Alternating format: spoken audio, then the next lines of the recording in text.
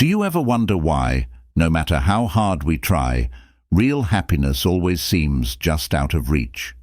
It's something we all look for, even though our lives are full of stress at work, family chores, health problems, and other things. But for some reason, happiness eludes us, leaving us tired and without joy. But what if you could learn today the key to making your joy last, the secret to being happy for a long time? This is what the new audiobook Happy Life promises. It will show you 12 simple but powerful secrets that will make you happier, more grateful, and healthier overall. Don't think of these secrets as quick fixes or easy answers.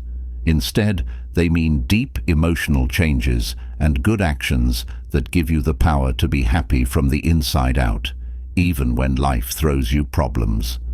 Happy Life has advice on how to accept your real self, let go of old grudges, keep a positive attitude, make caring relationships, get rid of bad habits, and a lot more. You'll learn a lot of useful exercises, strategies, and tips in this audiobook that will help you choose joy every day, deal with stress better, and get past problems. Lesson 1. Fully accept yourself. To be happy, one of the most important things you can do is accept yourself. We are often the worst judges of ourselves because we are always putting ourselves down for what we think are our flaws and mistakes, when, in fact, we are all flawed people who deserve love and acceptance no matter what. But accepting yourself means giving up negative self-talk and self-criticism. Instead, we should talk to ourselves with kindness, support, and understanding, like we would to a close friend. Indeed, this makes our brains release hormones that make us feel good, which makes us happy.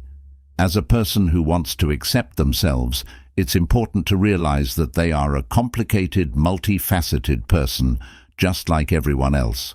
That means accepting all of yourself, including your flaws and strengths, your wins and losses, your past, and how your future is shaping up, without judging them.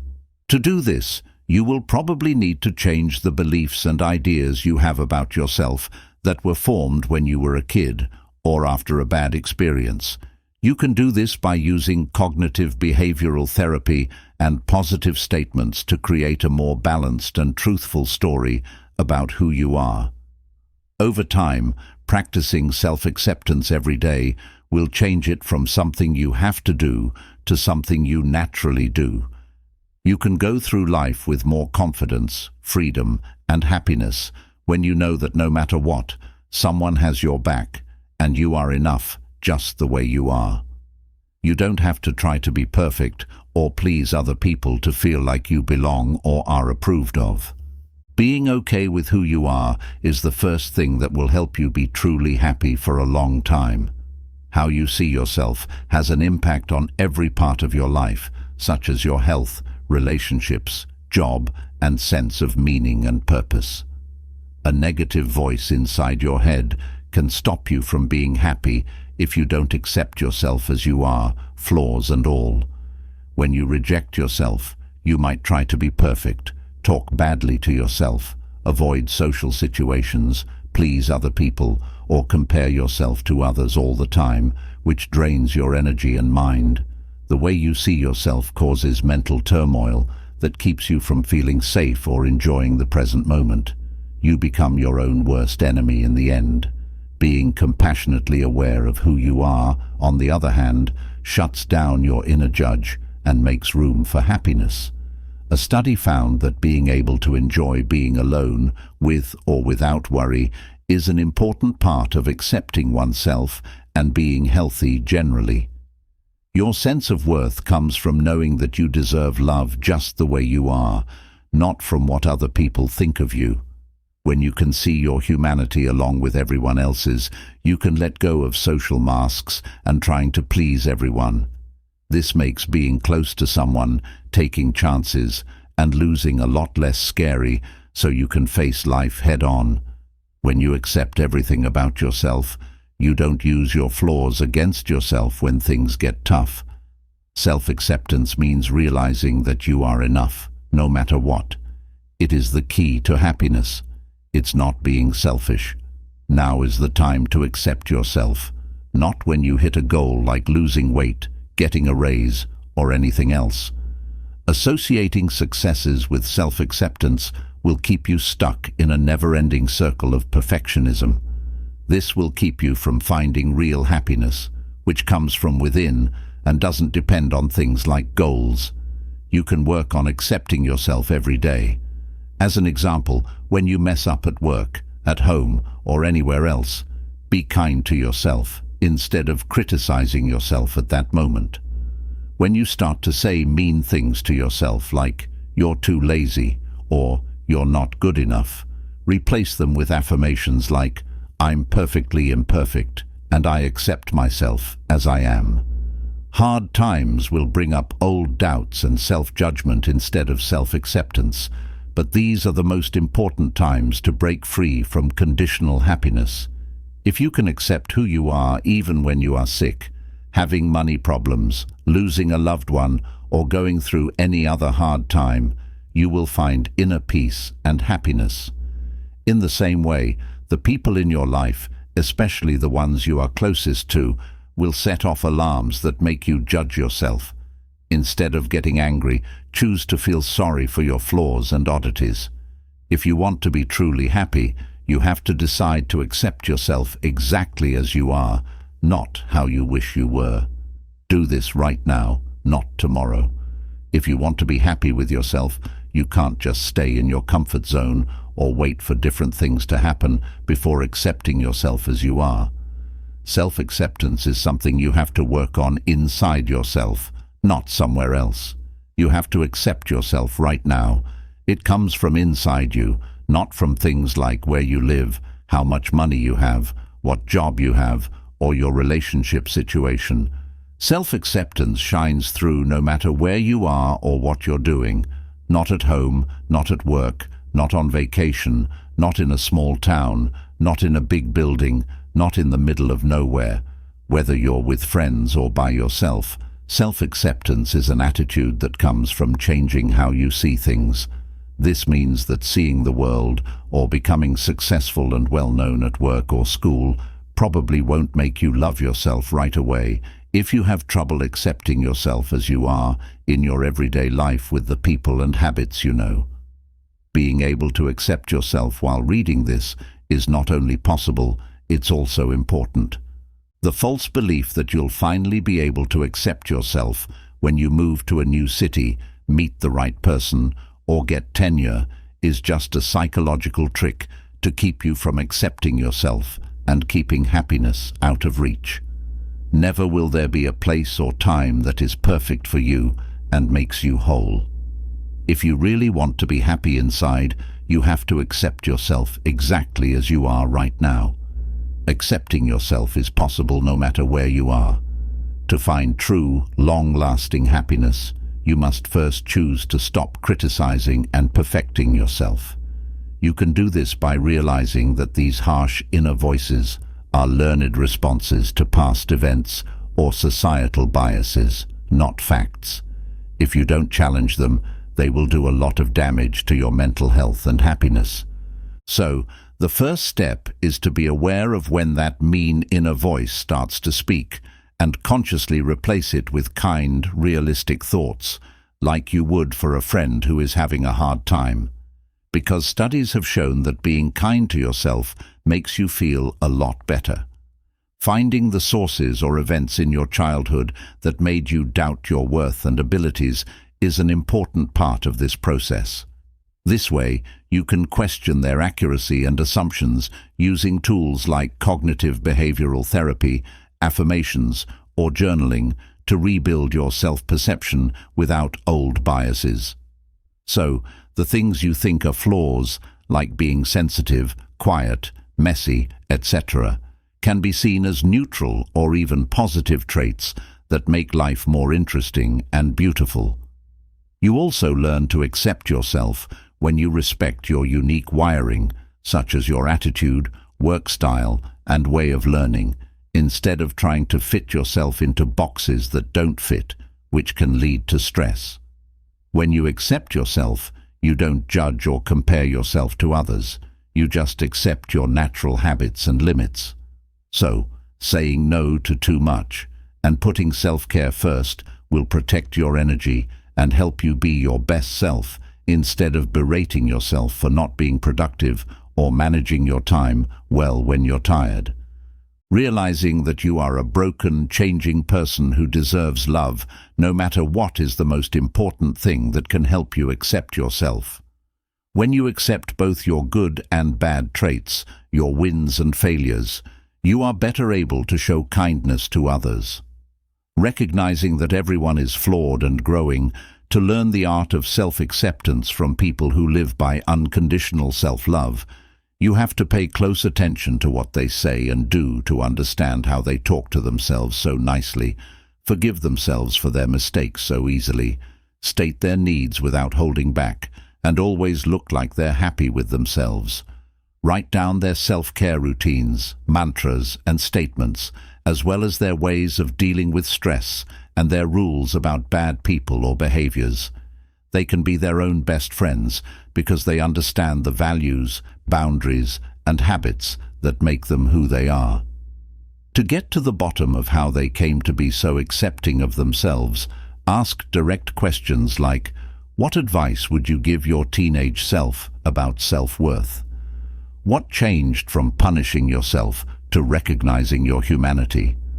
By listening to Frank talk about the changes they had to make to get over the biases and standards from others that made them criticize themselves, you can learn how to do the same thing to avoid oppressive or dramatic responses. Watch how people who love themselves well deal with disagreements, sadness, and other bad feelings. Watching how these people deal with self-acceptance and see if it stays stable even when they make mistakes can also help you get over shame and pride. Finally, you can learn a lot about happiness by watching how these people light up when they talk about their hobbies or experiences. This will help you understand that accepting your differences and finding joy in the little things in life makes you happy, not sad. By showing you exactly how loving attitudes grow, these study projects help you reverse the process of getting the self-acceptance you so desperately want and give you the same inner base of unwavering joy. When people don't hide their flaws and try to live up to impossible standards, they welcome their whole selves. These people can help you find radical self-acceptance and true happiness. When they talk to and about themselves, they show kindness, limits, acceptance, and a growth-oriented attitude. They also won't put up with inner bullies. We have to reject and separate ourselves when we don't fully accept ourselves. Still, the people who care about you the most want you to see, know, and love your whole self. People who can deal with strong feelings and be honest about their fears without putting others down accept imperfections. Find people who will help you stop negative self-talk by reminding you of your worth, rather than people who will feed or amplify your inner critic. If pride gets in the way of self-care, they encourage relaxation over work. They tell you that you earn love for who you are, not just what you do, and they warn against people-pleasing that isn't good. But teachers should also be good examples, so watch out for harmful behavior that is passed off as harsh honesty or limited help. Therapists who specialize in dealing with shame, failure, and building self-worth can carefully guide your growth. In general, look for people who will cheer you on and celebrate your small wins along the way to self-acceptance. Allow people who love themselves deeply to reflect your wholeness back to you, whether that's through professional therapy or inspiring role models. This will help you remember your natural beauty, which has always been worth celebrating. Second lesson, be thankful for everything. Regularly practicing gratitude changes the way you think, from one of entitlement, anger, and shortage to one of wealth. This lets you find more meaning and happiness in the things you already have, instead of always wanting more or something different. This can make you happier and more satisfied with your life because it takes your mind off of worrying about what you don't have or haven't accomplished yet and puts it on the gifts and blessings you already have. This makes you feel good emotions like happiness, contentment, and optimism. You can feel better and become more aware of the many everyday blessings you might otherwise take for granted by writing a few sentences every day in a gratitude journal about something you're thankful for, like a satisfying meal, time spent with loved ones, or an unexpected act of kindness from a stranger. Not only does showing real gratitude and appreciation to friends, teachers, and co-workers through sincere praise, thanks, and recognition improve relationships and self-esteem, but it also shows that gratitude is a habit and way of thinking that affects quality of life, not just a fleeting feeling.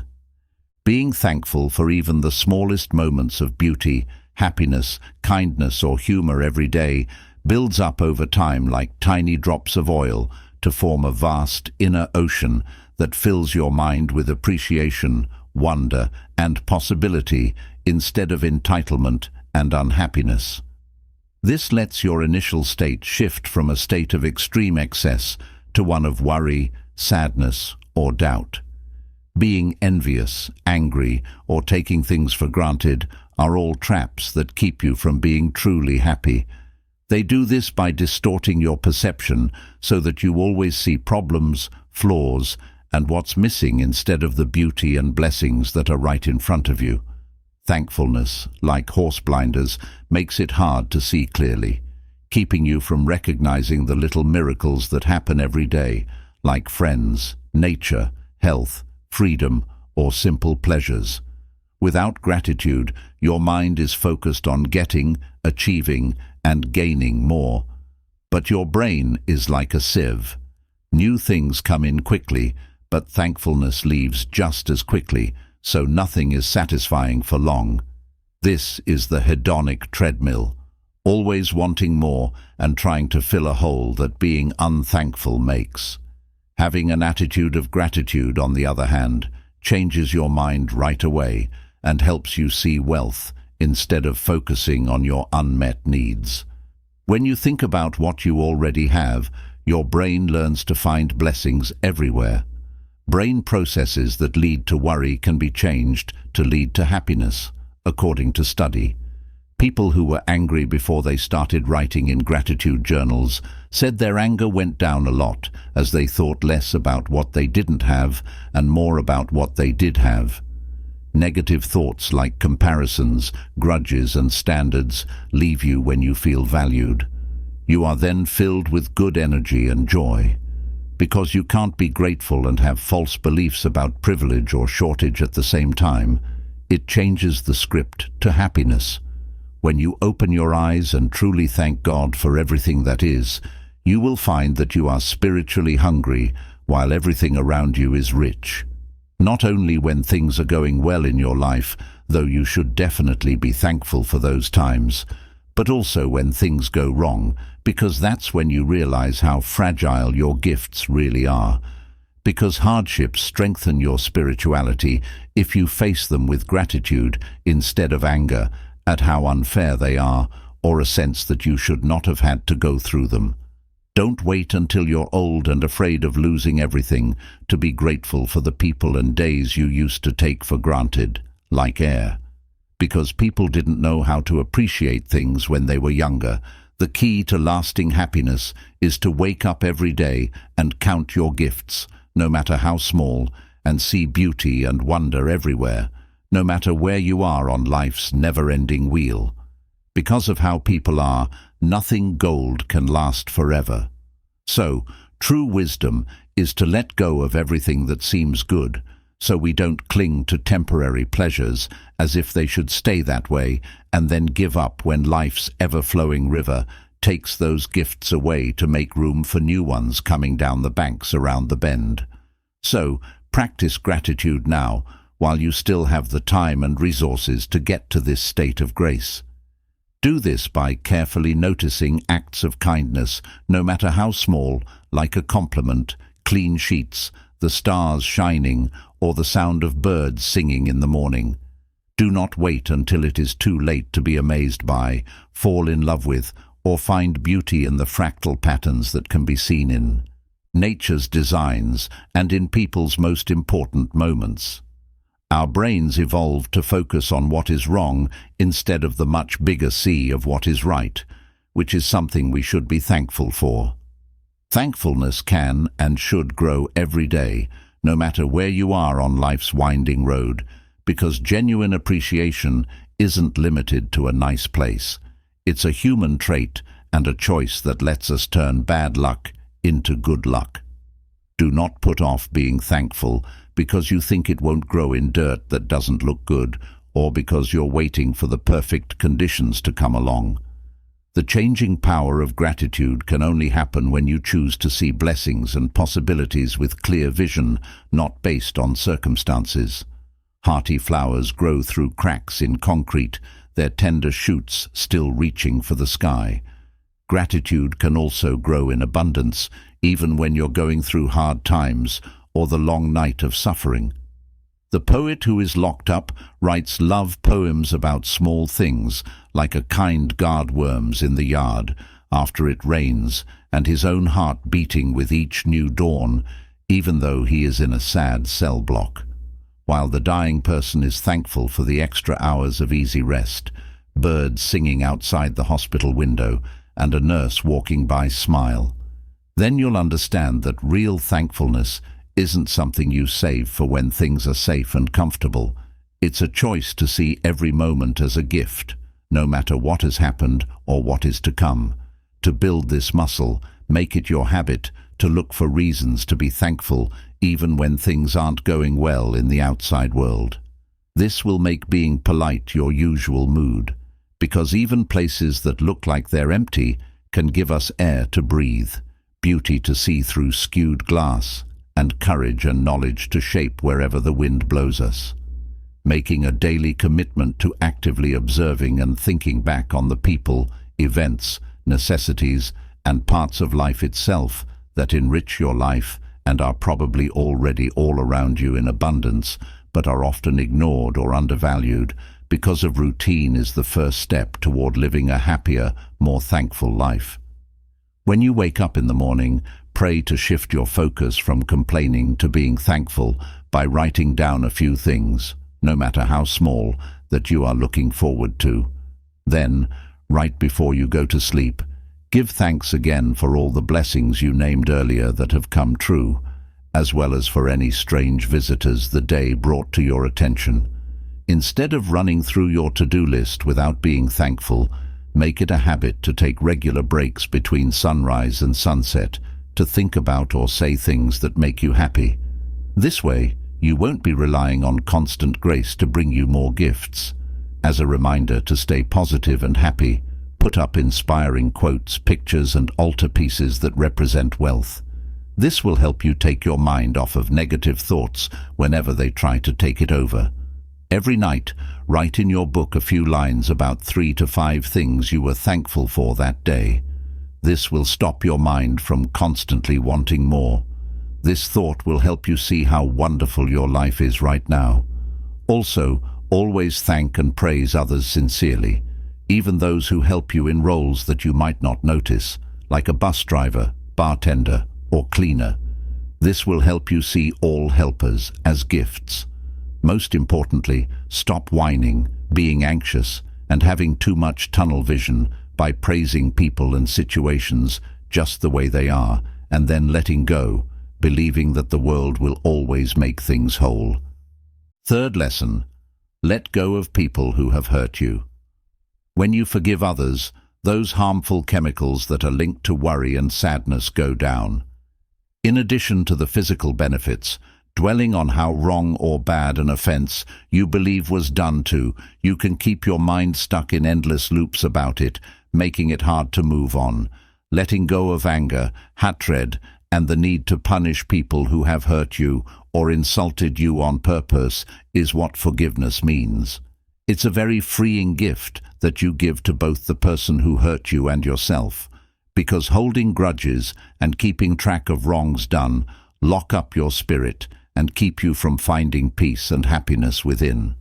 However, if you choose to release someone from your judgment by viewing their actions with compassion and giving them the freedom to grow that all flawed people deserve, you have broken the harmful connection and claimed your right to peace, no matter what path they choose. Instead of seeing forgiveness as okaying bad behavior, write a letter to yourself about how you really feel and then burn it as a sign. Think of it as taking away their power so that your mental armor against future hurt is understanding instead of anger. To get back into the flow of love, say mantras of letting go over and over again whenever bad memories come back up. This will help the new brain pathways stick. Forgiveness is like a muscle that needs to be slowly built up through practice and taking care of yourself. Giving up your anger, on the other hand, is the only way to be free, since you can't control how other people act. The only thing you can change is how you react. Believe in yourself and your deeds. The world will handle the rest and settle all your bills in due time. Holding a grudge or a gripe may seem like a way to protect yourself, but in reality, the wrongdoing that you haven't forgiven causes more inner turmoil and damage to your spirit than any short-term relief or moral high ground. It's scientifically proven that holding on to anger towards someone hurts your physical and mental health by raising your risk of heart disease, blood pressure, and stress hormones. It also makes you fixate on the betrayal, which can become unhealthy over time as you think about justice, blame, revenge, or getting even instead of moving on in a healthy way. Sincere forgiveness, on the other hand, erases the worst memories of your past, freeing you from abuse and self-pity so that you can accept your own power to make yourself happy. Saying, "What you did hurt me deeply, but I refuse to let it make me bitter, define me, or limit me," frees you from the offender's guilt, and in the end, brings you more peace than their conscience. It takes courage and self-care to do this. The goal isn't to be cleared in the first place. It's to set yourself free so that healing and kindness can win over keeping bad records. To grow, we must accept each other, which means that one mistake does not make someone less human or less hopeful.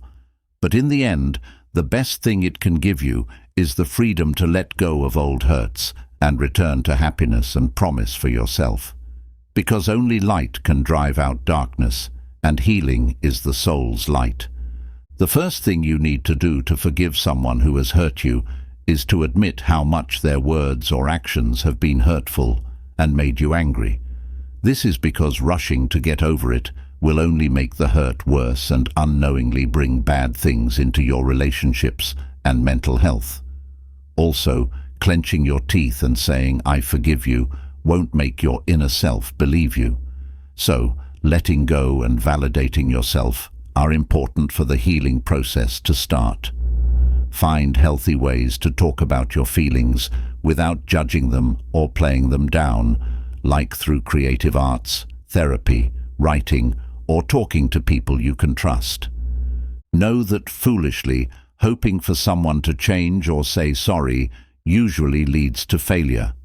There, choose to forgive them for your own peace of mind, not so that they can change. Wishing someone well on their own journey can help ease tension and anger and make room for understanding that everyone is human and makes mistakes. Think about where they came from and any pain that may have led them to do wrong. The goal is to free your spirit from a jail of hate, because those who hurt you probably won't get punished while you carry the weight of anger and unfairness. Even very bad harm is often caused by inner hurts that make people feel sorry for themselves instead of giving an explanation. Saying the mantra, "I free myself by forgiving," over and over will slowly change the parts of your brain that are involved in ruminating. Imagine a physical release, like balloons floating through the sky, bringing pain that has been turned into love for everyone. Over time, real forgiveness cleans the mind of anger and hate, leaving only kindness as a source of lasting peace. When the person who hurt you says they're sorry or asks for forgiveness, isn't always the right time to forgive them, because they may not change at all or only over time. So, don't put off your freedom while you wait for an apology or forgiveness that might never come. Instead, give yourself power by deciding to forgive right now, in this very moment. Realizing that letting go of your anger and judgment is a gift you give to yourself is the most important thing. The right time is when anger rises inside you and flows through your mind as revengeful plans or victim stories play over and over again, making you even more angry. During those times when you keep getting upset, take a moment to think about how, by thinking negatively about the offense all day and night, you give someone who has already shown they want to hurt you power and emotional space in your precious now. Think about how, in those tempting moments of self-righteous Rico, you often suffer more from thinking punishments for them than they will ever feel guilty for the wrongs they did. Compassionately accept their flaws and limited vision, which most likely came from their delusions, wounds, or limitations. This goes against what you might think. Since to understand is to forgive, you too sometimes trip and fall. Free them from the debt that held them both bound, but only pay the price with your spirit after the initial harm. So free yourself by cutting ties with people who did wrong and letting go of harmful ties without their permission. Then set yourself free through the magic of forgiveness, even if old wounds hurt again. You can now get your money back. There is no limit to how many times you should forgive someone who has hurt you. This is because conditional constraints put limits on a spiritual act that must naturally run easily from the heart to bring true freedom and peace of mind. On the other hand, forgiveness comes from a higher level of unconditional love, seeking reconciliation instead of punishments and transformation instead of consequences. It comes from realizing that no matter how bad the crime against your soul was, the sacredness of our shared humanity always allows for the possibility of redemption, accountability, and changing from ignorance to moral enlightenment. If we leave room by mercifully opening doors instead of closing them, with the worst betrayals trying your limits, take loving steps first by not getting angry, speaking out, or acting while admitting how badly you've been hurt. Then, instead of keeping a strict list of someone's sins and requiring a specific amount of pain, work on picturing possible good results or even reconciliation once healthy limits are observed. Forgive completely over and over again until it becomes second nature. Remember that the person who bothers you might go away one day, but only you have the power to break the circle of negativity inside yourself. Over time, this kindness often spreads to affect and change other people as well. Keep your mind on the spiritual truth that light can never be blocked, and that forgiveness's healing rays will shine forever as souls rise. Do not put false limits on kindness, as this could stop heaven from happening. It takes a lot of work on the inside to forgive someone who hurt, cheated, or upset you. It starts deep in your heart and soul. So, the right place to truly forgive someone is not to stand in front of them and demand that they repent so you can freely forgive them. Instead, the place where bitterness grows is inside you, alone and still, without the attention or satisfaction of their asking. So, don't look to other people for approval or forgiveness when you truly forgive those who hurt you, even if they are physically, geographically, or only alive as ghostly memories that haunt you while you bear the pain alone. Their conscience is not the key to your freedom. Break down the jail of anger that your mind built up one emotional brick at a time by picturing your attackers with fierce kindness and wishing well the hurt part of them that probably caused them to hurt you. Say that you forgive them over and over again until the stress that was stopping you and making you mad at them finally goes away. This will make room for grace to return the love that they couldn't give. So, real forgiveness doesn't come from other people saying they're sorry. It comes from us realizing that other people's mistakes show how weak we all are and how much we need to be reminded of our own kindness. This is done by using the quiet furnace of reflective soul-searching to draw knowledge from wounds. You can get back to health and the first miles that anyone can see or give credit for by following this inner path. Its roots are firmly planted in your free choice to forgive from the inside out. What comes from it will be happiness that lasts and can't be taken away. Lesson 4. Learn to be tolerant. Developing the trait of tolerance, choosing to put up with differences and uncomfortable people or situations without judging them or getting even, always leads to more progress, peace, and understanding than strict adherence to values or automatic reactions against anything that is thought to be upsetting, unusual, or disagreeable. This only makes things worse and rifts wider.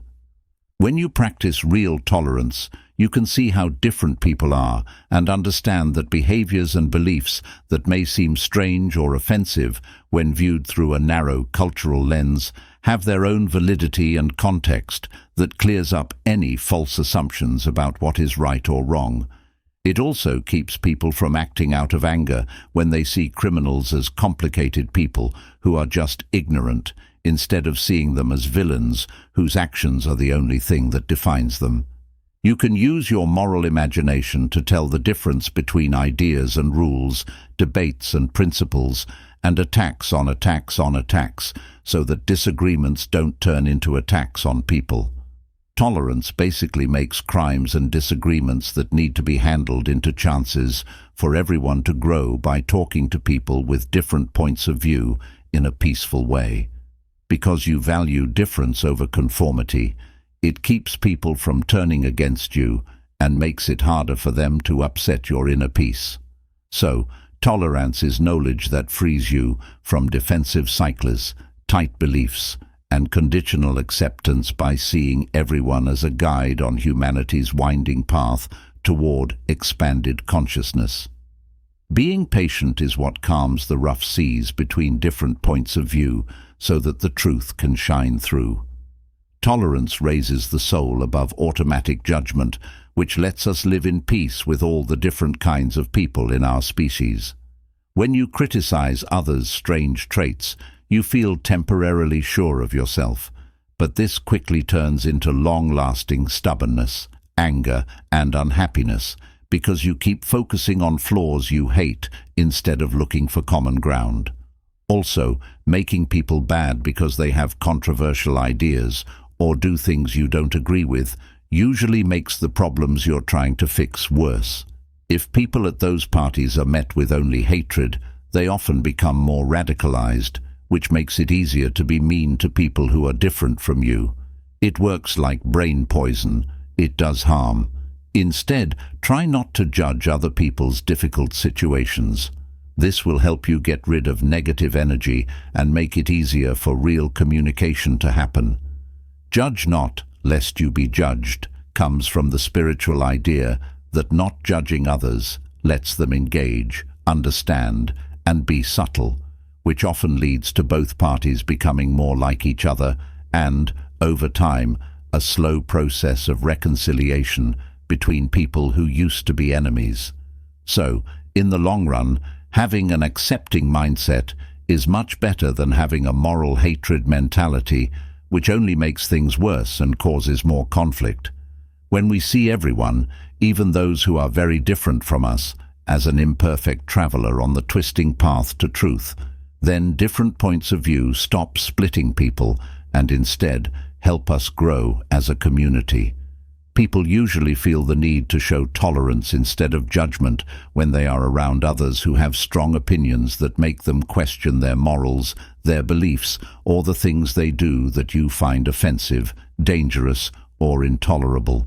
When you face shocking points of view that deeply disturb your ideas of what is true, right, safe, or appropriate, it will test your ability to lean into discomfort and stay open to the inherent diversity of humanity instead of giving in to your urges to judge, dismiss, or punish those who seem to be offending you.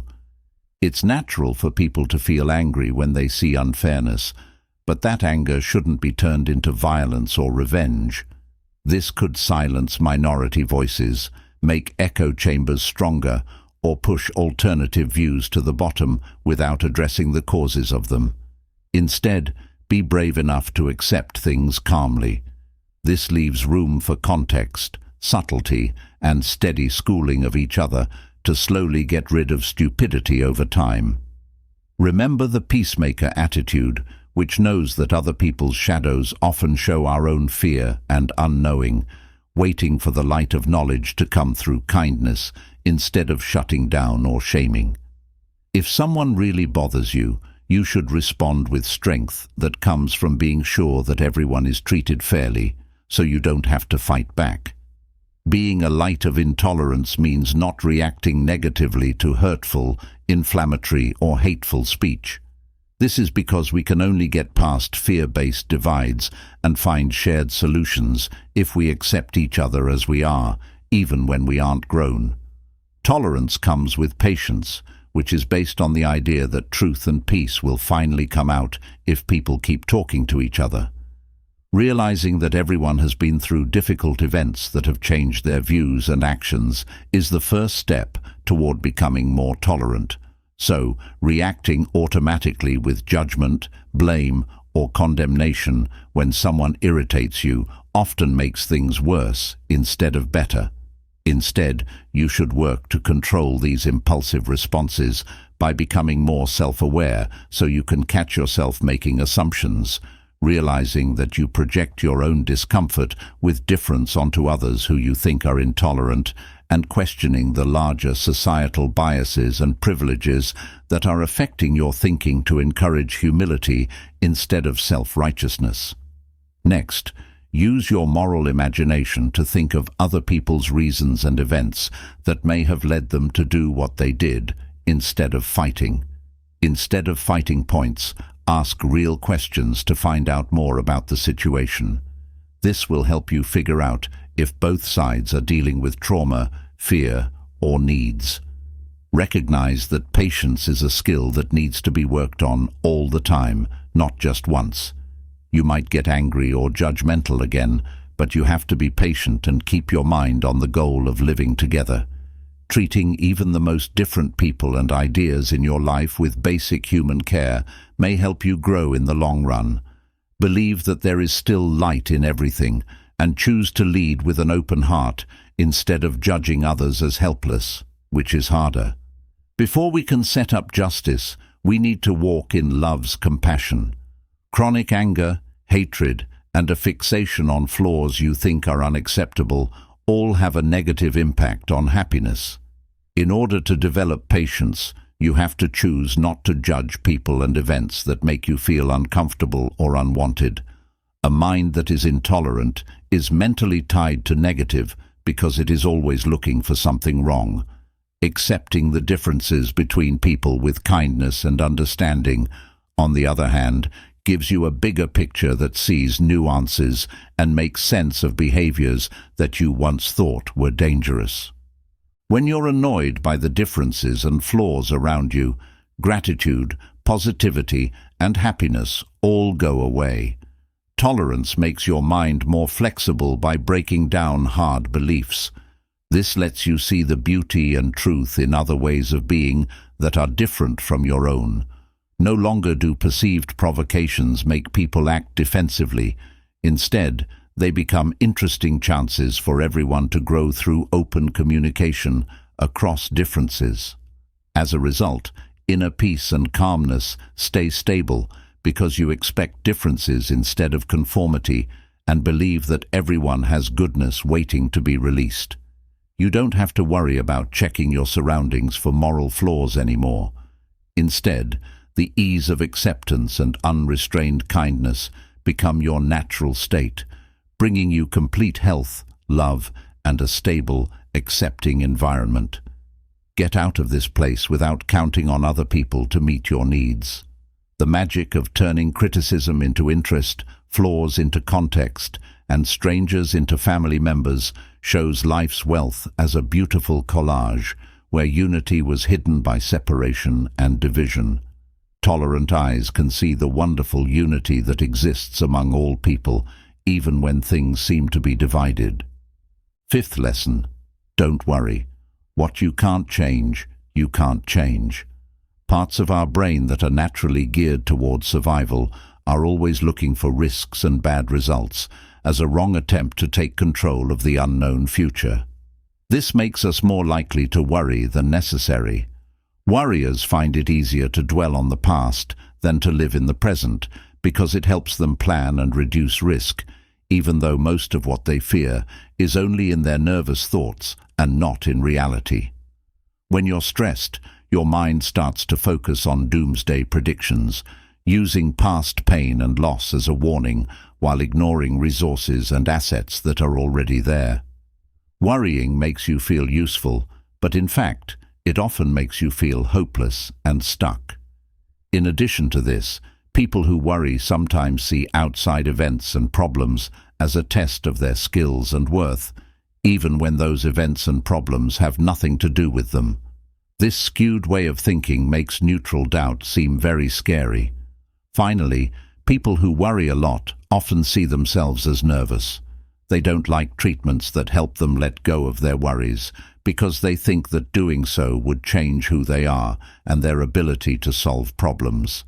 Still, being able to change the course of events gives people a comforting sense of power and safety, even if it's just their minds going crazy. Life is full of chances to fight worry's basic false safety blankets. You just have to choose to see things differently, build self-trust by facing uncertainty with courage, and rewrite limiting old stories about your helplessness in a universe full of hidden miracles waiting for awakened minds brave enough to receive them. Systemic inflammation is fueled by constant worrying, which puts your health at risk by triggering fight-or-flight responses that flood the body with inflammatory stress hormones like adrenaline and cortisol for long periods of time. These hormones put stress on the heart, raising blood pressure, heart rate, and the risk of cardiovascular events. Too much worrying also slows digestion, which can lead to GI problems like acid reflux, ulcerative colitis, and IBS. Worry-prone people are also more likely to get sick and diseases, often because their immune systems are weaker. Meanwhile, study shows that worrying at night can make it hard to sleep, which can lead to a number of health problems such as cancer, depression, diabetes, and obesity. Also, the molecular chaos that comes from worrying speeds up the aging process of cells, which makes people live shorter lives. One study found that pessimists with the most anxiety died 7 to 15 years earlier than their friends who were less anxious. Overstimulation of supposed situations stresses out the brain and body too much, which leads to unnecessary stress and worsening health in real life. But worry shows up in our bodies too. To find lasting happiness, we need to consciously move into the present moment to activate our parasympathetic relaxation response. This frees our minds from the harmful effects of negative thought loops. Since your body reacts to what you think, letting go of your connection with worry lets you get back to a state of balance and the chance to thrive. Holism is always a choice. It's just waiting for you to pick it up. Too much worrying, which is defined as being unable to stop thinking about bad things that might happen, hurts your present health and your ability to enjoy the beauty of life in the present, but it doesn't protect you from the feared what-if futures that studies show rarely happen anyway. Researchers found that more than 90% of the terrible things that people who worry a lot worry about don't happen. This shows that it's pointless to waste your valuable time traveling in your mind. Worrying about the worst things that could happen often backfires by making you believe that bad things will happen, which makes you less motivated to do good things in the present and it lowers your confidence in your ability to handle problems by making you anxious, depressed, and unable to see your options. People who worry a lot put their feelings of powerlessness and fear onto things that haven't happened yet, if they have at all. This pessimistic predicting of the future out of fear cuts off our natural ability to act quickly, creatively, and bravely, no matter what comes up in life. If you can clear your mind, get in touch with your instincts, and change your surroundings by thinking about presents and possibilities, why stay stuck in negative thought patterns that make you believe things that aren't true? It's time to stop thinking that worrying will keep bad things from happening. Instead, focus on the present time and don't let scary stories cloud your judgment. You'll be able to shine a light on the next smart move that mindful living shows you. When worry comes up, don't hide behind false senses of comfort. Instead, face it with trust in your own judgment. Because giving up little tricks you play on yourself is the only way to release greater inner strength that is ready for your call. Too much worrying, which is defined as being unable to stop thinking about bad things that might happen, hurts your present health and your ability to enjoy the beauty of life in the present. But it doesn't protect you from the feared what-if futures that studies show rarely happen anyway. Researchers found that more than 90% of the terrible things that people who worry a lot worry about don't happen. This shows that it's pointless to waste your valuable time traveling in your mind. Worrying about the worst things that could happen often backfires by making you believe that bad things will happen, which makes you less motivated to do good things in the present, and it lowers your confidence in your ability to handle problems by making you anxious, depressed, and unable to see your options. People who worry a lot put their feelings of powerlessness and fear onto things that haven't happened yet, if they have at all. This pessimistic predicting of the future out of fear cuts off our natural ability to act quickly, creatively, and bravely, no matter what comes up in life. If you can clear your mind, get in touch with your instincts, and change your surroundings by thinking about presents and possibilities, why stay stuck in negative thought patterns that make you believe things that aren't true? It's time to stop thinking that worrying will keep bad things from happening. Don't stress about things you can't change. Instead, focus on the present time and don't let scary stories cloud your judgment. You'll be able to shine a light on the next smart move that mindful living shows you. When worry comes up, don't hide behind false senses of comfort. Instead, face it with trust in your own judgment.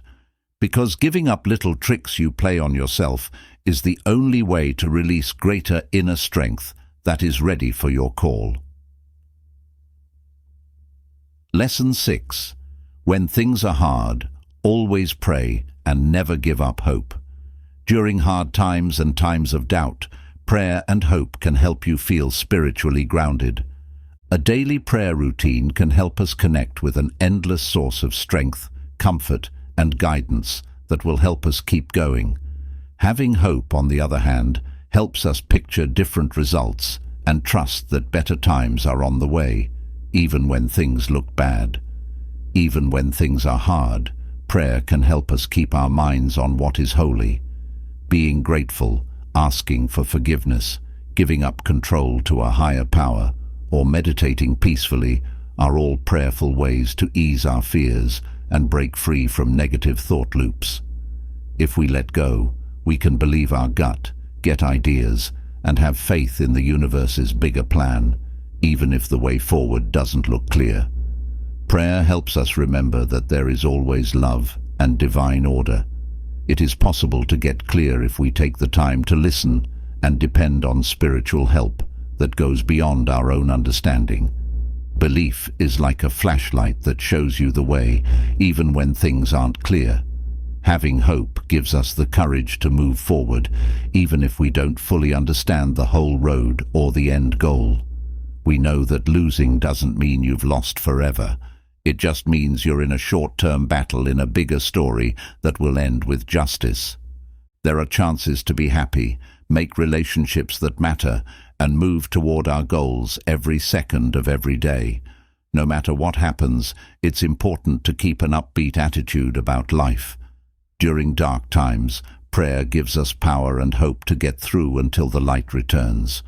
We give up our tiredness, confusion, and helplessness in order to go through a deep change. We expect a higher power to step in and help us move forward. Imagine the good things that will happen in the future. Prayer and hope can help us find the peace, meaning, and promise that are in every experience if we are willing to see and believe. We can tap into a wealth of strength and limitless prospects by keeping up a strong spiritual practice and feeding our hope. We can deal with problems from the outside world, knowing that everything will work out in the end. No matter how long the wait feels, every night ends with dawn. When you pray and have hope, even the longest wait seems very short. Prayer and hope give people a strong moral base when things are hard. They work together to show us the way and change our plans until the storm passes. Prayer and a strong sense of hope are important to keep up because they give you comfort and strength when things are worst. When things are hard, prayer can help us feel better and get in touch with the greater truths that lie beneath the chaos. As we enjoy times of peace and quiet, show gratitude, let go, and be honest about what we want, we can break free from the loop of fear-based negative thinking. When we pray, we are reminded of the comforting truth that everything is okay, problems only last a short time, and our true selves are safe forever in the infinite. Prayer gives you access to knowledge and the hope that light will come after darkness again. Having hope gives us the strength to keep going even when we are going through terrible things that make us want to give up. Having hope can help you come up with creative ways to deal with problems and keep going. Being hopeful means that we know help will come at the right time. It also helps us see that the problems we are facing now don't take away from the good things that are coming or the beauty of life in general if we are ready to see them. It takes both prayer and hope to fight the feelings of aloneness and helplessness that can lead to depression. They stress that all kinds of losses and problems can be fixed over time by building better relationships. Our strength and ability to bounce back from short-term losses come from prayer and hope. In the end, even the darkest nights give way to light, which brings happiness to those who keep their tiny fires going in the valley. In times of chaos and doubt, prayer and hope are very important ways to stay strong. As they grow, they tell us that even the worst storms will end, bringing better days with them. You will be better for the experience and not hurt when you get to the other side. Hope gives us strength when things are hard because it reminds us that there is relief and healing on the horizon. When you lose hope, bad things can happen quickly and keep you stuck in loops of cynicism, anger, and feeling hopeless. When we're going through hard times, hope gives us the power, energy, and new ideas we need to get through them or make progress, no matter how small. There is always a spark of hope in the darkest nights that makes us want to keep going until the next day comes. Hope naturally moves our mental energy toward future breakthroughs, just like plants do when they are having a hard time. Even when it seems like everything is going wrong, having hope can help you find your way. And we know that light is there even when we can't see it. We also think that our current path is leading us to a good result as part of a bigger plan. This gives you the confidence to go after it. Hope also helps people stay emotionally connected when things are hard. When communities are hurt by loneliness and doubt, hope reminds us that we are all on this journey together and will help each other get through it until we all reach the other side and find renewal. Without hope, it's much harder to get through hard times because you don't have the factors of expectation, trust in possibilities you can't see, and resiliency. May hope keep the window open so that happiness can come back in and drive away any feelings of hopelessness and acceptance. During the ups and downs of life, hope opens up a world of opportunities. It can help us get through hard times to keep up a regular prayer and hope practice. When we feel like the outside world is too much to handle, prayer and hope can help us stay grounded and see things more clearly. They tell us to keep our minds on what is holy and to hold on to a bigger picture even when things get hard. To get back in touch with God, start by making regular prayer a part of your life. This will help you stay grounded during hard times. Whether it's through mindful breathing, quiet meditation, sincere asks for help, thanks, or giving up control, prayer can help you see things in a new way. Being able to connect with higher knowledge and know that love is always there helps us let go of fear-based thoughts. You can also feel more positive by paying attention to the small signs of blessings and good luck that are already around you. Take a moment to enjoy the little things that make you happy. Think about the possibilities that can drive your purpose, and look at the bigger picture of your journey instead of getting caught up in the parts that may seem confusing or unrelated.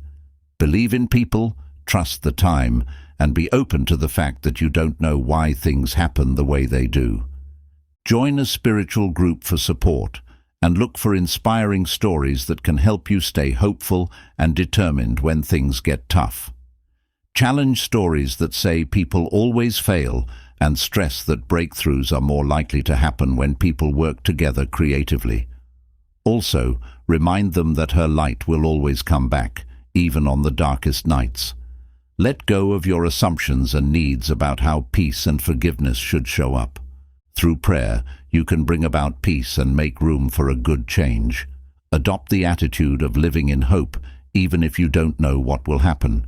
Grace flows through us like strong rivers, making new paths for us as we walk by faith. The call to prayer is stronger in times of trouble and sadness, like when tragedy hits or when we suddenly feel less safe, because our roots, plans, hands, and trusted compass points are all falling apart. In times of trouble, prayer can help us stay connected to sources of strength, knowledge, and peace. Beyond our human limits, prayer can give us understanding when things aren't clear. All we need is faith in a greater power and the strange way the world works. Prayer is important in good times and bad because it helps us remember the lessons of life and the need to be humble and depend on something bigger than ourselves. Prayer reminds us to stay humble even when we're doing well, so we don't get cocky and think that our wins are all because of our own hard work. It reminds us of the importance of kindness and the need to respect the holy. Prayer helps us remember that we are all human and keeps our respect, kindness, and morals strong when we feel like we deserve something. Prayer makes us think about how we're using the gifts we've been given. Sometimes people cry out for help in times of trouble, but smart people also pray with the same resolve when things are going well and there is plenty. They never stop praising God and depend on divine care to keep them alive. Do not pray only when supplies are low. This is not giving holy channels enough credit. Consistent prayer during times of plenty and peace helps to keep our spiritual link strong, so we don't need big problems to tell us how important it is. We can find more knowledge, imagination, and meaning in all parts of our lives by recognizing and enjoying how the world always supports us. Vision grows when you are at peace with yourself and pray intently. There is a strong link between praying and hope because they help each other grow. Regular prayer gives you a sense of rebirth and makes you more optimistic. This hope makes people want to keep asking for better days and good results. When life gets hard, they give you a sense of strength and support. Any kind of prayer, whether it's asking for something, showing thanks, thanking, or giving up, it helps us have hope. It helps us remember that we are not alone in our problems, but rather part of a world that cares about and helps us. Prayer gives us confidence that there is a greater power leading us to salvation, even if we don't fully understand how it will happen. This makes people stronger and more determined, which keeps the light of hope alive. When we ask for specific things to happen, it also helps us say what our greatest hopes and dreams are. Even if there isn't instant proof from the outside, stating your goals can bring about the forces needed to make them come true. Using similar names for illnesses can make them easier to get better. Prayer can bring about the things you want to happen in the future. But holding on to hope keeps us praying by letting us know that better days are coming, even if our prayers right now seem pointless. We may find it hard to stay inspired and keep praying regularly when we don't hear back. On the other hand, keeping faith that a change is inevitable can make prayer much more powerful. In times of uncertainty, hope is like a lighthouse that leads people safely back home. Together, prayer and hope can help you build endurance, purpose, sensitivity, and trust during tough times. They are a calming sign that hard times will pass, so even when the winds are strong, it's important to stay grounded and hold on tight. Keep your faith, because change is coming. It's getting closer and closer, even on the darkest and stranger nights. Chances are always there where prayer and hope grow. Lesson: pick to think positively. Nasty thoughts make the world nasty.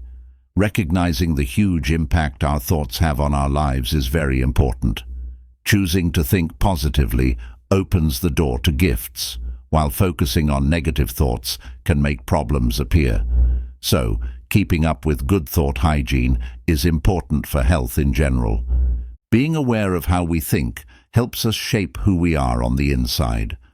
A cheerful attitude helps us get support. Scientists also look into how depression affects the body, such as how it affects the immune system, brain functions, and the chance of getting disorders.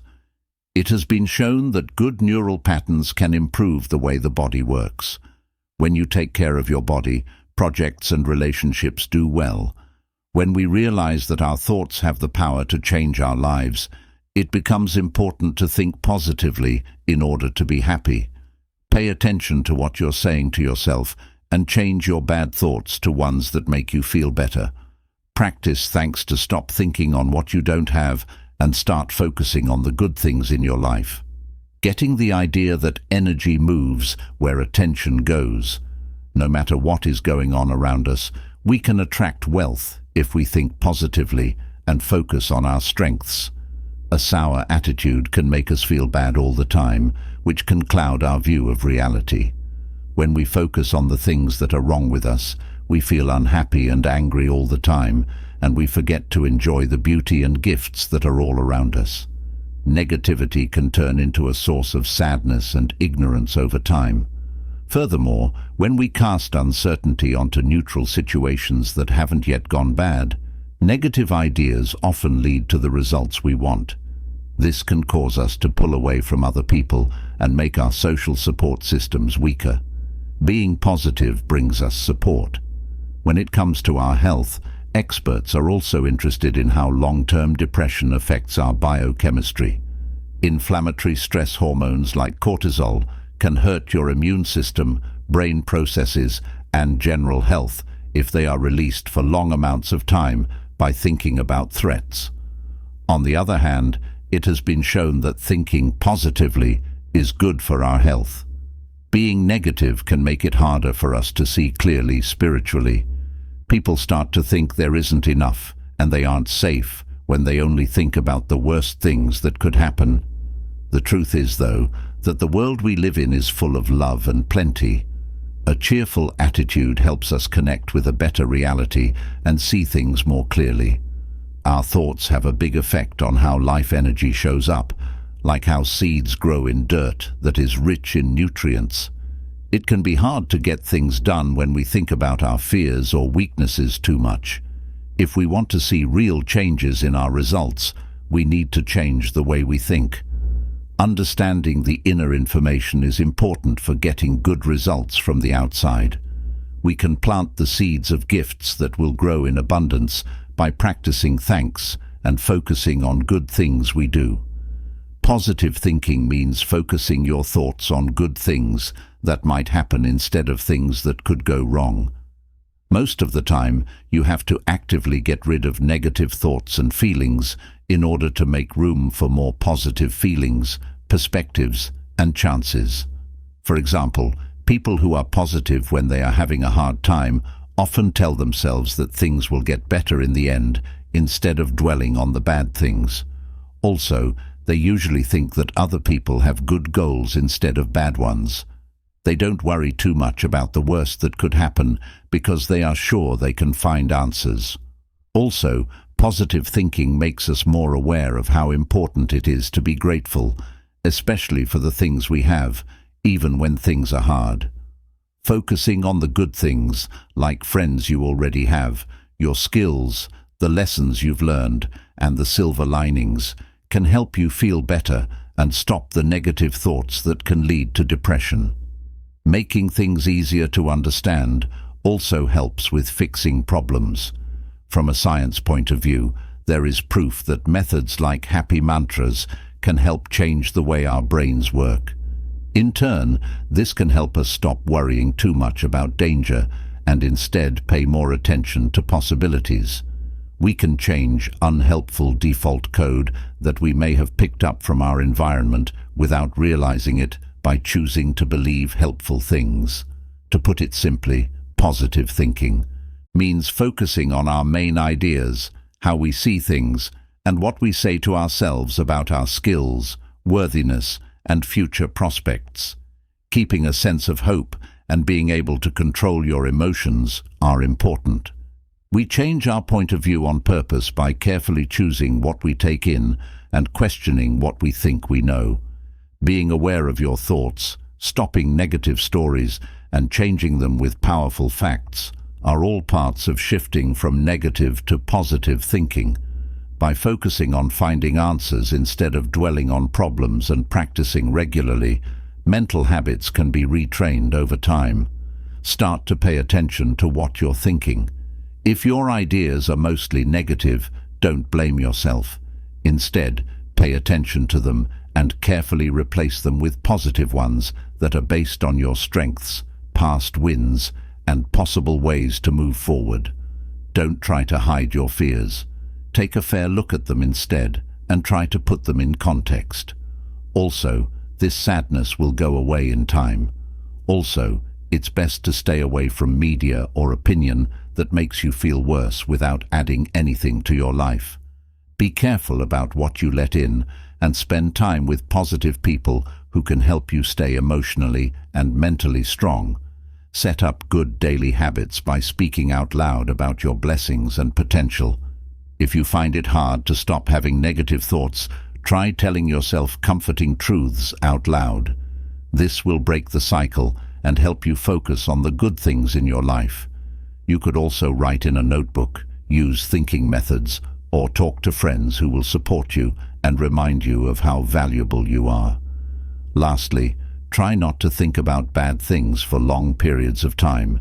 To keep a good attitude, keep your mind on your goals and deal with any questions that come up. Keep your eyes on the bright future that lies ahead. Send out ships that use thoughtful and moving thinking to map out the course of fate. When you carefully navigate through rough waves, hard times give way to times of happiness and growth. 8th lesson, look after yourself. By taking care of your body, mind, and spirit on purpose, self-care means putting your own health first. But self-care is often mistakenly thought of as just giving yourself extra attention. Regular self-care is important for your overall health, just like regular car maintenance keeps cars running easily on long trips. To stay healthy and happy, it's important to take care of our different wants on purpose. Unfortunately, our fast-paced societies teach us from a young age to avoid the signs of tiredness. We forget that we need to rest, set healthy limits, and recharge our inner resources. Many of us forget to take care of ourselves until we break down and have to rethink our goals. People should not only rely on self-compassion in times of disaster, but should also practice it regularly and in a healthy way throughout their lives. Self-care is more than just a pleasure when you know how important it is. It becomes a necessary condition for our general well-being. By paying attention to our body's cues and learning how to control our energy, lower stress, keep work-life balance, and build mutual relationships, we value our own needs alongside our responsibilities to others. Renewing energy in the long run is achieved by valuing our own needs. As we constantly value self-care, we experience mental growth that improves our self-trust and worthiness. Returning to our true selves, we find comfort and acceptance even in the middle of a chaotic and unfair world that often misses our inner peace and feminine essence. We all have a natural tendency to rest, play, create, and just be. Self-care goes beyond mere pampering and is essential for building meaningful and purposeful lives that can be sustained in the long run. Engaging in self-care helps us reunite with our inner rhythms and move our abilities outward. When we value our well-being with steady effort, we gain confidence and positively affect those around us. Do something good for the world and take care of yourself. Putting things in order is important. Self-care is important because everything we do starts with our mental health. By regularly taking care of ourselves, we make sure that we can help and feed the people around us. People who want to be providers but don't have clear limits can feel alone, burned out, and in a state of inner chaos. This might make you give up hope. On the other hand, parents can find the strength to do long-term, worthwhile action by putting self-care first and loving themselves. When people who are repressed are stuck in cycles of poverty, trauma, and survival crises because of unfair systems, it can be hard to find time for luxurious repair when you need to block the endless waves of cruelty right away. According to research, doing something like dancing, singing, or swimming for just 1 hour a week can help clear your thoughts and keep you from getting sympathy fatigue. These things can help you keep up your compassionate tendencies, which are very important for fighting callousness. People who have been healing and fighting for justice for too long without taking time to cry, enjoy, or rest are stronger when they find happiness again. So don't feel bad about taking care of yourself or ignoring things that make you happy because you think they aren't important or won't make a difference. Don't feel bad about enjoying the joys of friendship, play, and creation. Know that loving yourself is a strong way to heal the pain and hunger inside us and to change our values so that we can live a more caring and satisfying life. It's not a luxury to have free time. It's a field where people can grow as people. By accepting the good things in life, taking pleasure, and living in the present, we can catch a glimpse of a future where everyone is happy and has plenty, even in places where lack used to be common. You can tune in to waves that come from the unchanging source code if you work hard on your instrument. Though things may be hard right now, this can lead to good change. Keeping a sense of childlike wonder helps us stay aware of unfairness while keeping hope and fun as we find answers. This works as long as we hold on to hope during hard times. It's important to take care of ourselves and deal with any stress from the past so that we can be adaptable and strong when bad things happen. We can make a better future that values care and sustainability by making sure our actions are in line with our unchanging ideals. Take care of those little sparks that stay lit even when strong winds try to put out the fire inside you.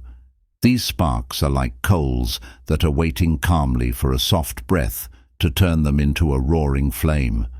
Find the hypnotic brightness and pure energy that is inside you, untouched by any chaos or disorder, and set to keep the beauty and power at your core. Every day, make it a point to claim this inheritance again. It was always something Jennifer was proud of, how easy she could keep things. She liked playing make-believe games by herself, even when she was a child. She didn't need fancy toys or friends. Even though she is 27, she still lives a simple, independent life. As a software worker at a company, she works long hours. She lives alone in a small room with her rescue dog. Jennifer's honest attitude helped her stay focused on her goals, so she didn't have much time for relationships or pampering herself. She was always driven to do well in her job and prove herself, so she got antsy when she had time off. Even the massages she paid for every once in a while made her feel bad because stress at work always made her shoulders hurt. She believed that self-care was unnecessary because real people kept going even when it was hard. Jennifer got irritated with small things happening at work that kept getting in the way of her deep focus for months. Even though her sleeplessness was getting worse, she decided to spend less time with her friends so she could focus on getting more sleep. Debt. She had headaches more often, but painkillers helped her keep going. She believed that simple resolve could help her deal with stress, but the stress was getting too much for her to handle. That day wasn't bad at all, but Jennifer broke down in tears when the waitress messed up her coffee order. Jennifer was deeply moved by the kindness of a stranger who saw her having a meltdown. It moved her more than all the compliments she had gotten over the years. The stranger's idea hit home with her, reminding her of long-felt pleas to take a vacation. Jennifer started a journey to learn more about herself. She realized that her hard-to-break self-discipline had taken away her happiness and creativity. Jennifer promised to put herself first when she realized she was feeling burned out. She started putting her most important tasks first, took relaxed baths, made art just for fun, walked around new neighborhoods to get ideas, and turned off her phone every once in a while. Rest made things clear again. Jennifer found a more satisfying way to be successful when she accepted herself as she really was, and found a good mix between work and play. Taking care of herself was important to her. When you take care of yourself, you have to look inside to see what makes you healthy and what makes you sick. You can get a better sense of your core needs by paying attention to the things, people, and places that make you feel cared for or tired. When you sleep, move, and eat, pay attention to your body's normal processes. Listen to your body to keep your health in good shape. Allow for a good mix between being alone and having important conversations with other people. Do things that make you creative, playful, and inspired to freshen up your view and reignite your passion that may have been drained by habit. Also, set clear limits that let people know you can say no to new tasks without feeling bad, especially if they cause you extra stress or disorder. Set up organized workflows that allow you to take care of yourself without being too busy with other things. Take a break, and don't buy into the thought that working too much is a good thing. There is a big difference between responding to too many demands and taking care of yourself, which not only keeps you from getting burned out, but also shows respect for your health. To take care of yourself, you need to make happiness and renewal important parts of your daily life instead of treating them as treats every once in a while. Self-care takes time and energy, but it lets you give, create, and do well without wearing yourself out. 9th lesson: spend time with good people. Surrounding ourselves with certain people has a big effect on our complete health. A strong group gives people a sense of safety and the support they need to take on tasks and get stronger when things get tough. But friends you can't count on can drain your energy. We should be very selective about the people we hang out with because they have a lot of power over us and can bring out the best in use. But in a world where people's lives are changing quickly and digital links have replaced real-life exchanges, we don't always see how important it is to build strong, positive relationships. We often forget how important it is to build close relationships that help each other through the good and bad times of life. Scientists have proven that having social support systems in place can have a big effect on your mental and physical health. Finding people who share your goals for personal growth, creative thinking, and making a difference is an important part of spreading happiness. Our growth depends on how other people see us and help us find the natural skills we are still discovering. Find people who share your views and are truly interested in expressing themselves, not trying to be famous or making comparisons. Instead of only networking to get what you want, put building a feeling of community and happiness first. If you promote an open atmosphere, people will feel safe being exposed because they will be seen as equals, not just tools. Accept the power of working together and helping each other. When people work together, their brightness shines brighter. Put yourself around people who are dedicated to making a change and have an upbeat attitude on life. Accept that good energy has the power to inspire and boost other people. When planets cross tracks at lucky points, they naturally circle each other and come together. Soon, you'll understand that you were already home and that you've been on a trip to get there with each other the whole time. Being around driven, happy, and committed individuals who want to grow as individuals and make a positive mark on the world can have a big effect on our total life experience. The energy we use every day can either wake us up or put us to sleep, and it can also either make the truth about our potential clear or opaque. So, it's important for everyone to work together to make the city a better place. Support groups can really help us stay focused on our goals and dreams. Additionally, they create a good atmosphere where we can learn from each other, enjoy each other's wins, and consistently get support to keep working hard. The fact that they are here reminds us that we can live with purpose and kindness, which keeps us going. Their surroundings is filled with optimism that spreads easily.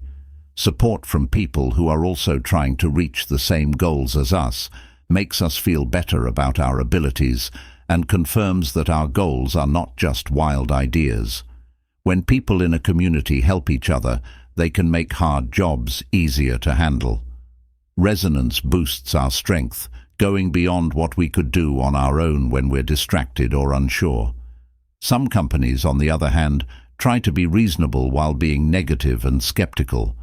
They always make big goals seem impossible, which makes people less likely to pursue them.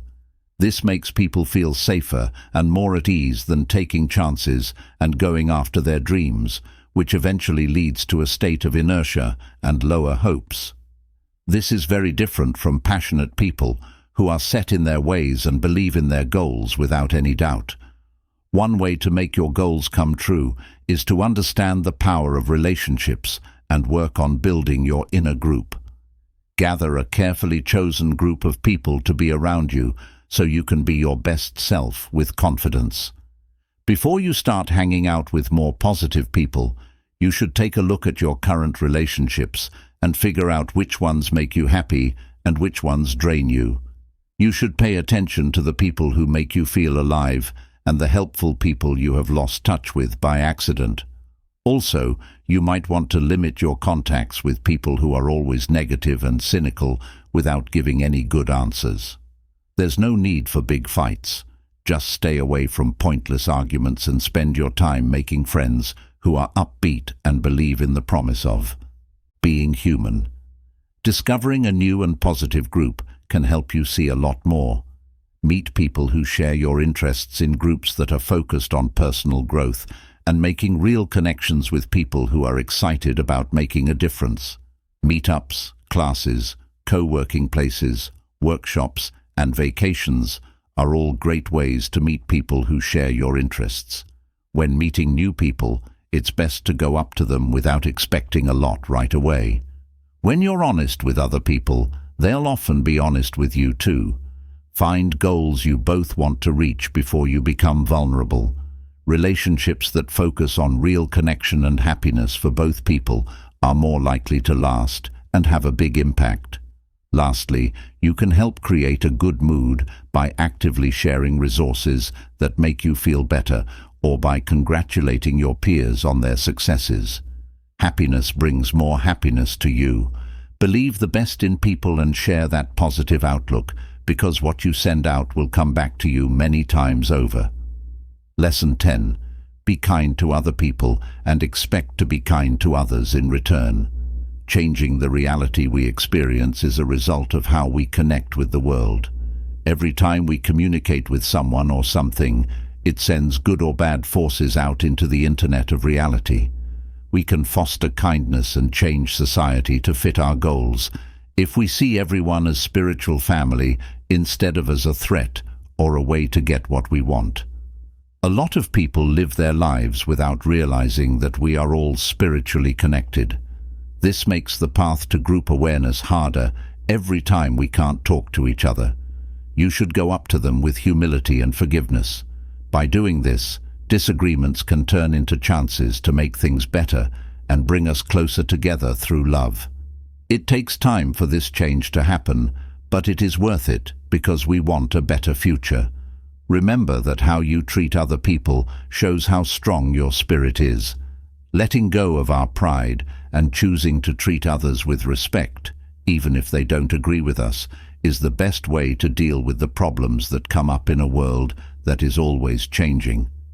When you feel like smugly rebuking someone or withdrawing in defense, it's important to stay controlled and sensitive. Acceptance that doesn't depend on anything else is a powerful force that can brighten our lives. One brave act brought tears of relief to the eyes of a former racist who now looks back with a newfound unity. Someone who could always see what was really going on beneath the surface helped the lost find their way back home. Fear rather than truth leads to conflicts. Victory that is based on fairness never stops at borders. Vigilantes show up when judgment gets in the way of understanding why unhappy souls come to these gates. They try to feel safe by using tools that keep people apart instead of bringing them together. Love eagerly anticipates, just as the ground waits calmly for the scattered reunion of split family members. It used to be based on wrong ideas that people would eventually be separated, and only kindness can move hearts that are tired to remember that everyone is free and cannot be taken away. Understanding will always be there, even if certainty falls apart. Understanding how important it is for our community to work together is the first step to creating a society where people help and support each other. People are treated better when they are treated with respect, kindness, and dignity. It shows people how to act morally and breaks the circle of injustice that comes from having a divided mind. Realizing that every person has value on their own and celebrating their humanity helps to break down bias and harmful stereotypes. It makes people think about the advantages they take for granted and pushes them to come up with moral answers that help those who are being left out. Furthermore, being honest and caring even when others disagree sets a strong model that has a bigger effect than being religious. When you make the change you want in a clear and direct way, it helps raise standards of behavior. Help people who are hurting get better. Additionally, it is important to note that viewer awareness has a big effect on results, as quantum physics has shown. We are all connected in a complicated web of life, and when we think, speak, or do something good, it has a positive effect that spreads and makes us feel like everything is in divine order. You can go beyond tight limits this way. Simply put, living properly means following moral rules that stress how important it is to treat others well, which builds strong and long-lasting societies in the long run. Being kind is a useful trait that can lead to surprising good things. Being kind to people you disagree with is the smart thing to do because it helps keep the peace and is good for everyone. A good lesson is to understand the golden rule, which says to treat others the way you want to be treated. It can be hard to follow through with this, though, when we're around people who don't care about basic respect and act badly toward us. How reacting to rudeness without judging it fits in with our bigger purpose, and how important it is to do so. First, try to get past any biases, assumptions, or preconceived ideas that might be affecting how you see people or groups that are difficult. Each person has their own inner beauty and problems that affect how they act. This helps to stop quick dismissal by making people more empathetic. It is better to listen than to speak when engaging with others, even when dealing with different points of view that are difficult to understand. This helps people connect by encouraging understanding instead of arguments that could be seen as stupid or dangerous, which could make people more defensive instead of less defensive. To keep your relationships healthy, you should always keep an open mind, believe the best in people, and let them off the hook for any mistakes they may make. We can improve our own sense of worth and break out of bad habits that hurt our relationships with others by doing these things. People who have been hurt often hurt other people. Light is the only thing that can get rid of darkness. Be bright. The Golden Rule stresses how important family is for making a community healthy. Every person can reach their best self by understanding how valuable they are. History may have a long road, but it is led by strong individuals who face hate and fear with the power of pure love, which results in a stronger sense of morality. Lesson 11. Get rid of any bad habits that are pulling you down. Underneath our web of dependence is a desperate search for satisfaction. We look for short-term relief in outside distractions that leave us feeling empty in the end. When we can't break free from this loop of wanting something and not getting it, it makes us feel even more alone and ashamed. The sad truth is that the first wounds are what drive people to become addicted, and denying these wounds keeps them from fully healing. That being said, there is great power for those who are ready to face truth, let go of false beliefs, and deal with the bad habits that are making their lives less stable. We shouldn't just avoid facing the hard truth. We need to actually do it. We can only get better and get over the bad effects that the deep-seated pain has had on us by facing it. Even though this process might be hard, it is possible to find forgiveness if you are spiritually strong. You can always be forgiven, even if it's been a while or if you've done something wrong. You should put your pride aside and ask for help from wise people.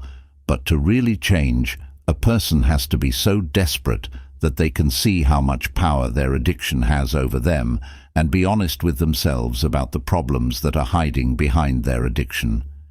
These side roads only make problems worse and offer short-term relief. Welcome the chance to face your pain and the truth, because hitting rock bottom can be a strong base for growth. The sickness that has been covered by denial and nervous lies needs to be faced. When the truth comes out, it takes guts to face the damage that was caused by carelessness and make a promise to fix what was broken. This is very true when someone says they will take you to heaven, but then takes away your purpose in life. Focusing on being honest, get help from outside sources when you're facing huge problems. Get involved in your community and do things that help you connect with your inner wealth, which is something that can't be replaced by short-term highs. You will find the freedom you're looking for, free from addiction, if you keep taking small steps toward living straight. To find freedom, you have to be brutally honest, brave, and have faith enough to face the lies that have kept you from living a decent life again. We can break free from the loops that have held us back and be whole again if we say we're sorry. People who are addicted become highly dependent on drugs, behaviors, or ways of thinking that mess up their brains and make them repeat experiences over and over again, even if they know they will hurt them.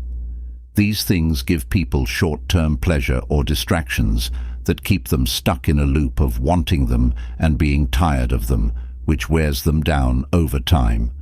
Addictions that aren't healthy involve doing things that hurt different parts of life, like the body, the mind, relationships, money, or the law. It includes more than just being chemically dependent on drugs or drinks.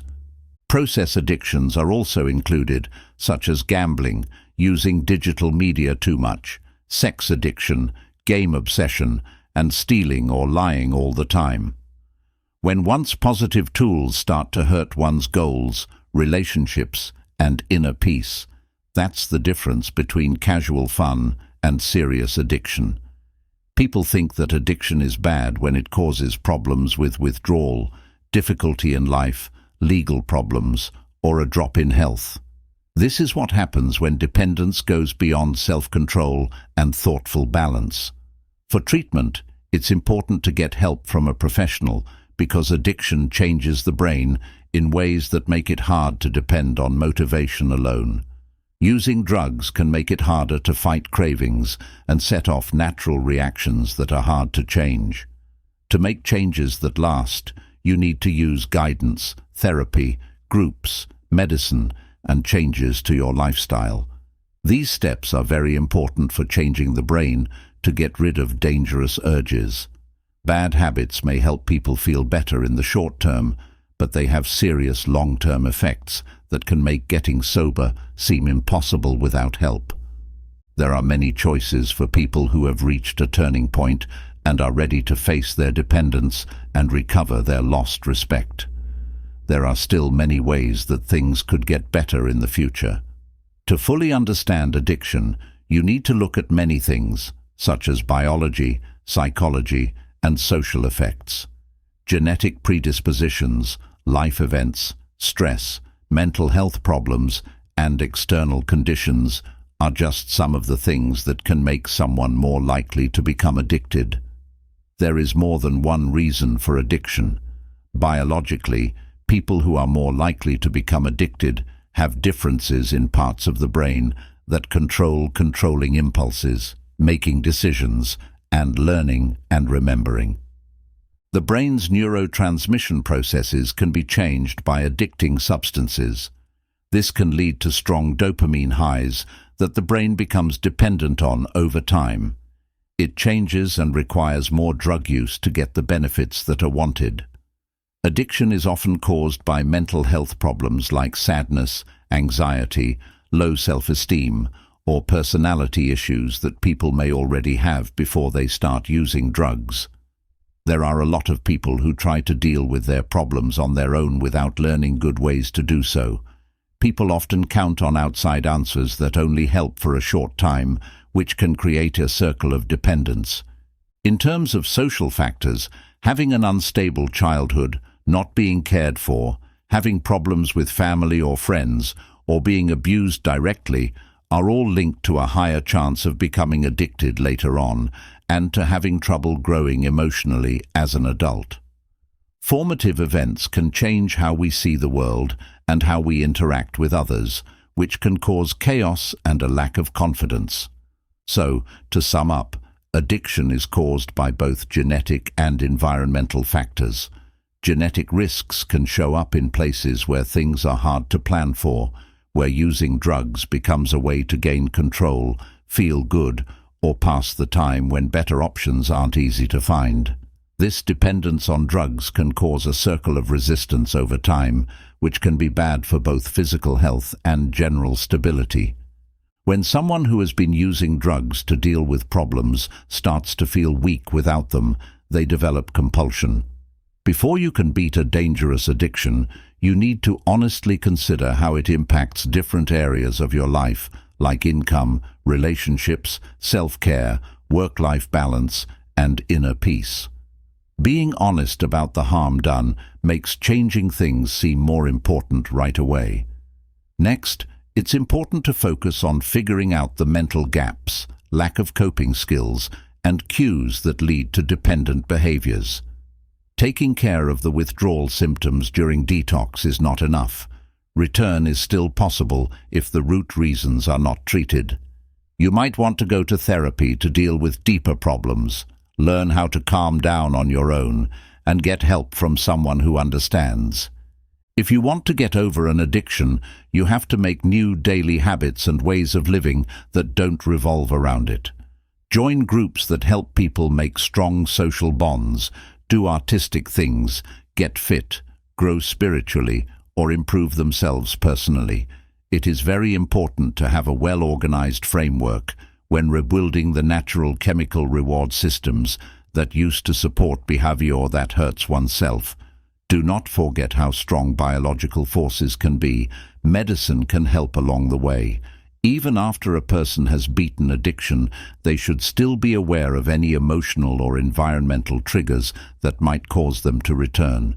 Instead of giving up and hating yourself when things go wrong, be brave and start over by taking responsibility. Your determination is a big part of how your life turns out, and it often makes up for any short-term problems you may face along the way. It might be hard to get clean from drugs or alcohol, but it's worth it because it can lead to new ideas, reliable relationships, and the realization of dreams that were lost because of addiction. Don't try to fix everything at once. Take small steps every day. A small spark can start a fire. Choose to live a good life. Lesson 12. People and groups can reach their full potential throughout their lives if they understand and embrace maximum health. But progress in industry has upset the natural balance and limits that keep things in balance. Because of this, people have turned to quick and easy fixes, which cause long-term stress and accepted toxins that hurt our complex biological systems. There is still a good chance that we can improve everyone's health, even though there are a lot of problems. This is because we can honor traditions that put prevention over crisis intervention, wholeness over compartmentalization, and the healing power of living systems over making money. Our embodied souls can gain a lot from daily practice that recognizes how important parts of ourselves are connected in ways that have been missed for too long because of separate methods. As a result, make an effort to change your habits in ways that are good for your health. This means making sure you get enough sleep, eat healthy food, stay active, find ways to deal with stress, surround yourself with helpful people, keep a healthy work-life balance, and keep your surroundings free of toxins. By doing this, you can keep your inner strength and avoid any changes in how you normally work as a person. Get back in touch with the art of reading body and soul signs. If we pay attention, they can lead us to our natural pace. This is especially important after years of letting shopping and media take over your life, which can make you sick, stressed, and tired. It takes work to break down the facts and force a recalibration after a crisis that could have been avoided. You need to take back control of your energy and shape it to fit your needs and choices. Fight against false limiting rules and make a promise to feed the worker, to bring out your natural urge. This will let the dance of healing change keep going beautifully along the path it was meant to take. When you choose to value your health by living a healthy life, it makes your life and the lives of those around you much better and longer. But in today's busy world, not many people value taking care of themselves before problems happen. Taking back this power means not having to worry about the risks of finishing one's life purpose too quickly. In order to improve balance, it stresses the importance of doing it every day without abusing it. When we respect our body's natural intelligence, we protect valuable gifts that are easily damaged by stress and the bad effects of systems that are only interested in making money and don't care about people's well-being or social justice. Sharing fake information doesn't have to cause people around the world to age faster, be sad, and get sick, which is what scientists have shown happens when habits stray from the natural rhythms that make people human. Even though we can't change people, we know how hard it is to deal with lies and social pressures when it comes to making habits that last. We can work together to create a society that supports fair and acceptable ways of doing things in our busy world. A lot of people don't take care of their mental and physical health because they don't eat right, work out, or deal with stress from media and thought they had to be busy all the time. This way of life can make us lose touch with our dreams and feel like our communities are out of whack. We need to be aware of and deal with the sadness that can take over our lives. We get closer to a world where everyone is fair and everyone works together every time we say we will not accept false code. The future will be found by people who are brave enough to try new things and think beyond what science can do. Positive lifestyle changes can bring out hidden skills and revitalize communities. There will be a big change soon as more and more people learn about how working with nature's information can help their health. We used to find it easy to join forces with the freeing sounds that live inside us when we wanted to co-create. After all the chaos, these beats are waiting for us to listen to them again now that the clouds of doubt are gone and the sun is shining. To live a good life, you need to make habits that will help your physical, mental, social, and spiritual health for a long time. The rules are the same for everyone, but everyone does things in their own unique way. Think about what parts of your life need more or less work to begin. To make your health better in general, this could mean cutting back on processed foods, staying away from chemicals, not watching too much TV, sleeping better, and working out more. Try to change the things you do every day so that they make your environment clean, healthy, and not too dangerous. Customized ideas for what to eat and how to work out can help your body work better. To feel less stressed, do things that help you rest, and don't take on tasks that aren't necessary and will wear you out. It's also important to pay close attention to your thoughts. Play happy music, be aware, join an inspired group, and do things that help you get into creative flow states to keep your mind positive and on track. It is better for your mental, emotional, and spiritual health than for your physical health if you want to be healthy in the long run. Promise yourself that you will always find out more about how to take care of your body. For better health, don't just follow what other people say. Pay attention to what your body is telling you. We know when we need help because our bodies are very complicated and send us signs. Accept that you can't change your body and see sickness or pain as a sign that you're out of balance. It needs gentle repair through care, and it's missing some important parts that you need to be able to thrive on your own. When things go wrong in life, be kind to yourself. This will help you stay healthy. Everything you need to do to reach your goal will just fall into place when you work with your inner self. This will make you happy and make things easier for you. It is important to know how our thoughts and bodies are linked. As long as we take care of our bodies and minds, how we look will take care of itself. We have now reached the end of our path to a better life. After reading the 12 secrets, you can use them to be happy, satisfied, and at peace with yourself for good. Finding happiness inside yourself is possible if you learn how to change the way you think and act. Strong ideas like loving yourself, being thankful, accepting others, being positive, and living a healthy life make it easy to see the way forward. Everything changes because of small changes. Thoughts on the book's ideas and daily habits. Remember that happiness is based on spiritual laws, just like nature laws. Make sure we harvest at the right time. Happiness will come into your life if you stay in touch with and learn about your inner world. Hold on to the thought that your life will get better soon. You should make it a habit to be mindful and take care of yourself. Have faith that everyone will help you reach your goals. When things get tough, remember to stay strong and keep using what you've learned until problems turn into wins. May the information in this article help you find your way forward with hope. These seeds will grow more food if you give them more water. You should promise to be brave on this trip and make other people happy by being happy yourself.